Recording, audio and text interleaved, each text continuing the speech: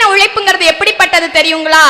ஒவ்வொரு கடின உழைப்புங்கிறதும் நம்ம செத்ததுக்கு அப்புறமும் நம்ம பின்னாடி வர்ற சன்னதிகளுக்கு பெருமை தேடி தரக்கூடியதுங்க. எத்தனையோ வருஷங்களுக்கு முன்னாடி கட்டினது நம்ம தஞ்சை பெரிய கோயில். இப்ப நம்ம எல்லாத்தையும் தமிழனா நிமிந்து இன்னைக்கு உலகமே ஆச்சரியப்பட்டு இருக்குது தமிழனோட பெருமைய. அதுக்கான காரணம் அன்னைக்கு உழைச்ச ஒவ்வொரு தமிழனோட உழைப்புங்க. அப்படிப்பட்ட உழைப்பு தான் நம்ம புகழ இந்த உலகத்துல கண்டிப்பா நிலை நாட்டும். நம்ம எல்லாத்துக்கும் தெரிஞ்ச ஒரு விஷயம், 8க்கு 10 தாட்டி சுனாமியும் நடக்கும் வர்ற ஊர் ஜப்பான். அந்த ஊர் இன்னைக்கும் வளர்ந்த ஒரு நாடா இருக்கிறதுக்கு காரணம் அந்த நாட்டு மக்களோட விடாமுயற்சியோட இருக்கக்கூடிய கடின உழைப்பு தான். அப்படிப்பட்ட ஒவ்வொரு கடின உழைப்பும் இந்திய இளைஞர்கிட்ட தூங்கிட்டு இருக்கு. அதை கண்டிப்பா தட்டி எழுப்பணும்னு வச்சுக்கோங்களேன். நம்ம இந்திய நாடு தாங்க டாப். எப்படின்னு கேக்குறீங்களா?